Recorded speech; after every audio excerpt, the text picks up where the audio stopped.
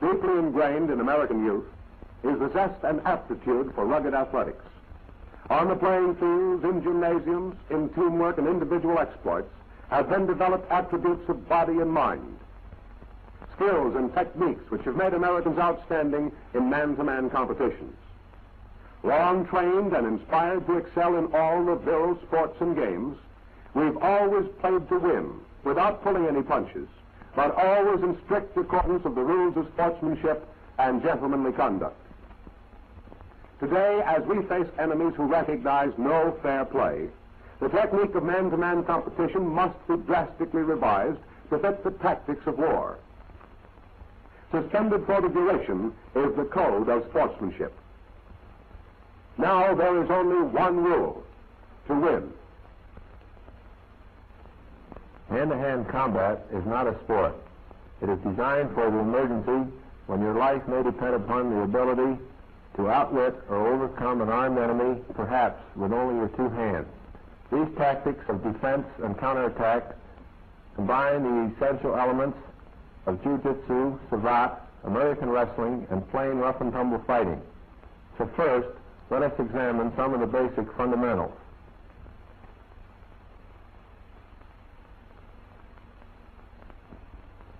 The basic body stance is one of easy balance, deceptively relaxed, yet actually always ready for quick counterattack. Arms are held lightly across the chest or spread with hands on hips. From either position they are shifted instantly to meet an assailant's lead. Feet are slightly spread and firmly balanced. They must never be crossed, but always ready to shift or pivot according to the character of the maneuver.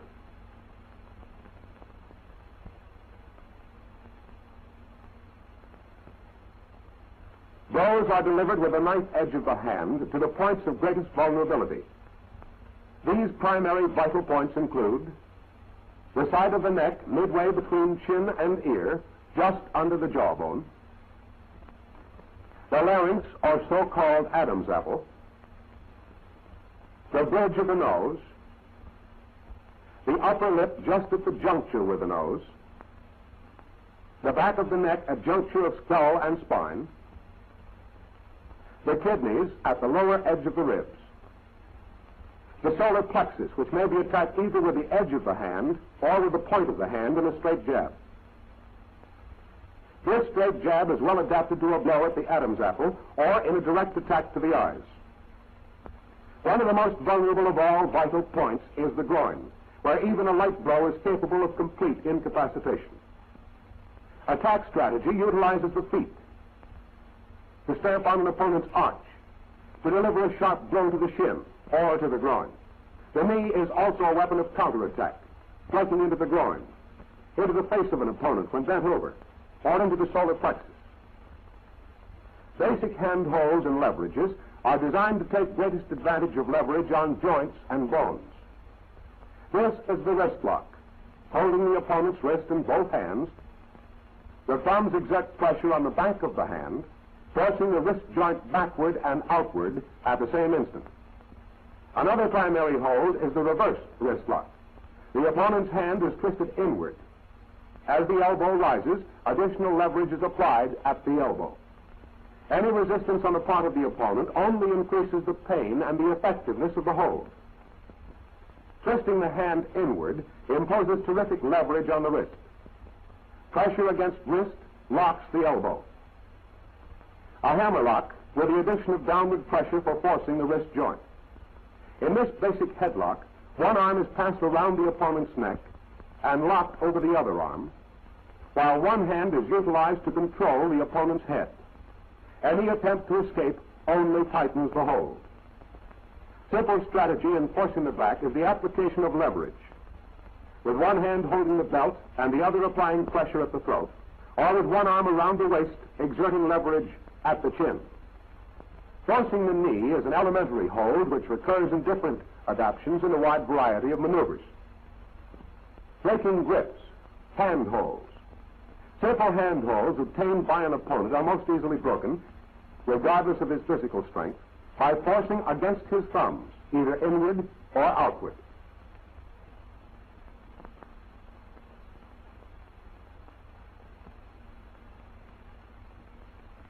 Slow motion photography clearly illustrates how forcing upward against the thumbs of an opponent nullifies even superior physical strength and breaks the grip. Breaking rear stranglehold with body twist. When a stranglehold is applied, it is possible to escape by means of sudden body twist with lowered head. In slow motion, it will be observed that hunching the shoulders and twisting breaks the hold, while the hands are held in a position of defense against kicks or knee blows. Breaking rear stranglehold with thumb lock.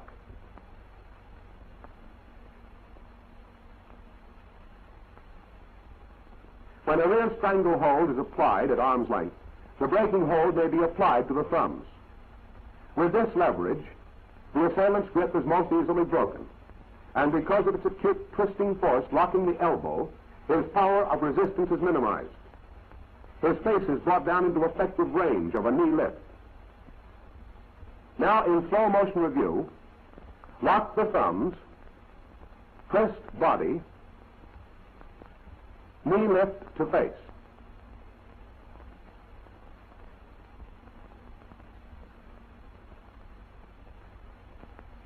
Breaking rear strangle with flying mare.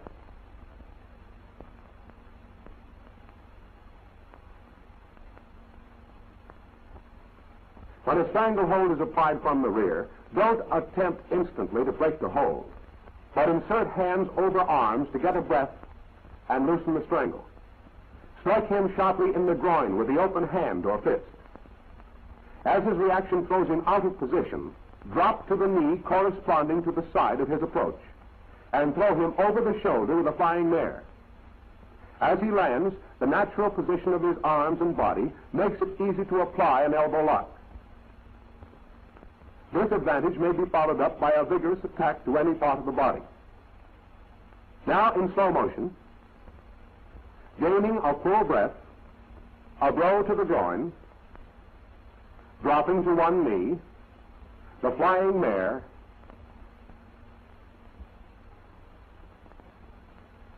the elbow lock.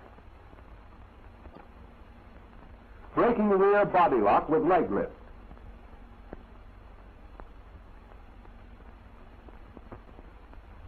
When your hands are resting on hips, the natural inclination of an assailant is to clamp his hold inside your arms. Before he can complete his hold, lean over and seize his nearest ankle, drawing his leg up between your own. Having thus gained the initiative, follow it up by throwing him and landing with your full weight on his chest or abdomen. Now in slow motion review, seize ankle, pull up, drop on chest or abdomen. Breaking rear body lock with standing switch.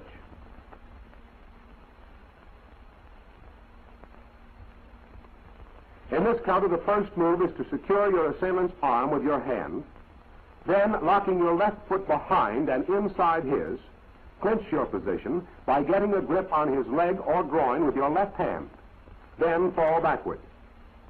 With your assailant on the deck, you can choose between breaking his arm or continuing the attack to back of neck while he is immobilized by a leg spread clamp on his feet and legs. Now in slow motion review, secure the arm, note positioning of foot and leg, hand in crotch, complete switch,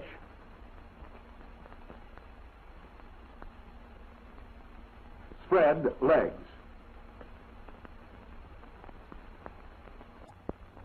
Breaking rear body lock with hip lock.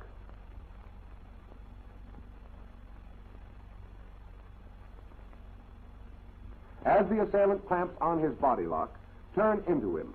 Seize his arm just above the elbow and bring your other hand around and up to a point just below his shoulder. Stepping across in front and leaning outward, you are in a position to apply a hip lock, landing with your full weight on his chest or abdomen and with both his arms still securely pinioned for further counterattack. Now, in slow motion,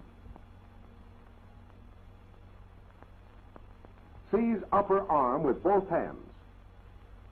Apply hip lock.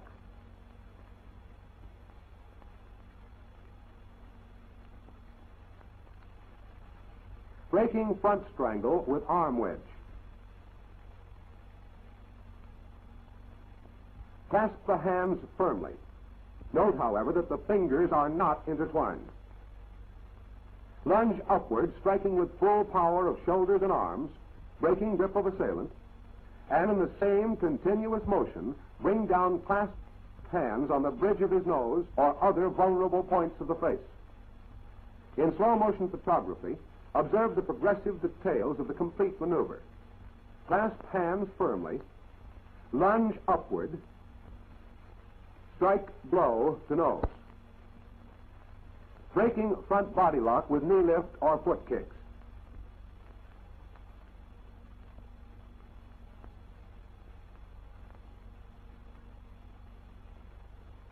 First objective in the front body lock counter is to force assailant's body far enough away to maneuver. Then he may be thrown off balance by stamping on his arch, a shot kick to the shin, a blow to the groin with a knee, or a combination of all. The fallen man should be approached from the rear, out of range of his feet, and to a position to continue the counterattack. Now, in slow motion review,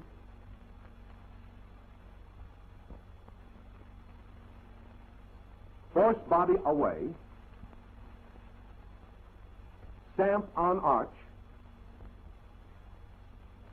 kick to shin, blow to groin, or combination of all,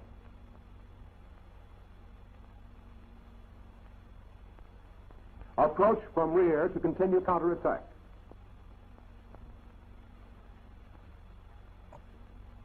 Breaking front body lock with hip lock.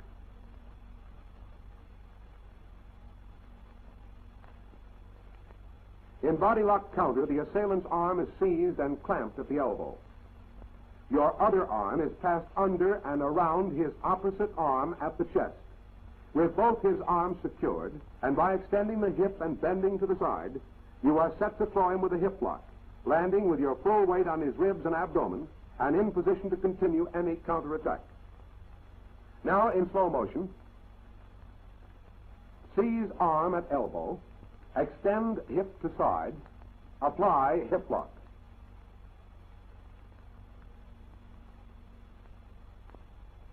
Backward flip with foot to stomach.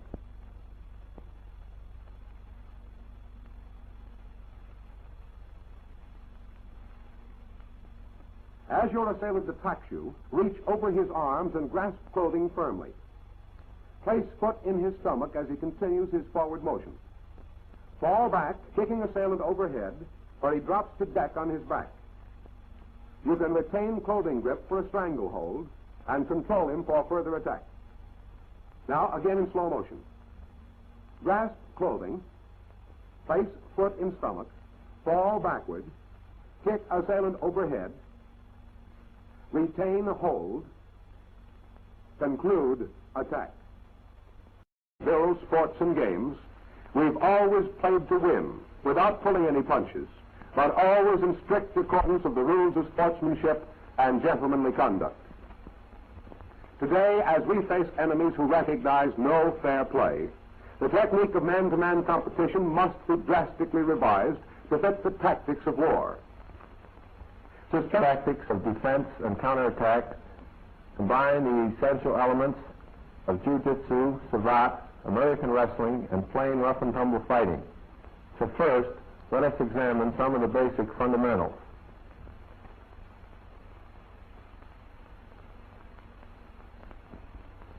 The basic body stance is one of easy balance, deceptively relaxed, yet actually always ready for quick counterattack. Arms are held lightly across the chest or spread with hands on hips. From either position, they are shifted instantly to meet an assailant's lead. Feet are slightly spread and firmly balanced. They must never be bended for the duration, is the code of sportsmanship. Now there is only one rule: to win. Hand-to-hand combat is not a sport. It is designed for the emergency when your life may depend upon the ability to outwit or overcome an armed enemy, perhaps with only your two hands. Deeply ingrained in American youth is the zest and aptitude for rugged athletics.